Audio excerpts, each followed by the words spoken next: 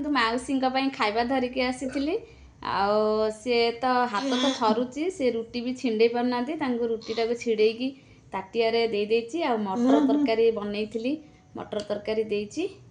ସେ ଖାଇପାରୁନାହାନ୍ତି। ମୁଁ କହିଲି ରୁଟିଟାକୁ ଛିଡ଼େଇକି ତା ଭିତରେ ପକେଇଦେଲେ ସେ ତାର ଖାଇବ ଧୀରେ ଧୀରେ। ଆଉ ଦେଖନ୍ତୁ ମାଉସୀ ସାଙ୍ଗମାନେ ଗୋଟେ ଦୁଃଖର କଥା ଜାଣିଛନ୍ତି, ଏଇ କ୍ୱାର୍ଟରଟା ବି ଜଣକୁ ଲିଜ୍ରେ ବି ମିଳିଯାଇଛି ହେଲେ କି। ତ ଏବେ ମାଉସୀ କେଉଁଠି ରହିବ ସେଇ ଟେନସନ୍। ସେମାନେ ବି ଆସିବେ, ଏଇଟା ତ RSP କ୍ୱାର୍ଟର। ସେମାନେ ଆସିବେ, ଏଇଠି ଘର ବି ତାଙ୍କର ବନାବନି କରିବେ, ଷ୍ଟେସନ୍ ଆଗକୁ ବଢ଼େଇବେ। କ'ଣ କରାଯିବ, ଦୁଃଖ ଲାଗୁଛି। ଆଉ କ'ଣ କରିବା, ଦେଖିବା ଆମେ ଯେତେ ପର୍ଯ୍ୟନ୍ତ ଅଛୁ ସେ ପର୍ଯ୍ୟନ୍ତ ମାଉସୀକି ଟିକେ ଏମିତି ଦେଖୁଥିବୁ। ନହେଲେ ନାହିଁ, ଦେଖିବା ଲୋକଙ୍କୁ କାହାକୁ କହିକି ନହେଲେ ନେଇକି ତାଙ୍କୁ ବୃଦ୍ଧା ଆଶ୍ରମରେ ଛାଡ଼ିଦେଲେ ହେବ।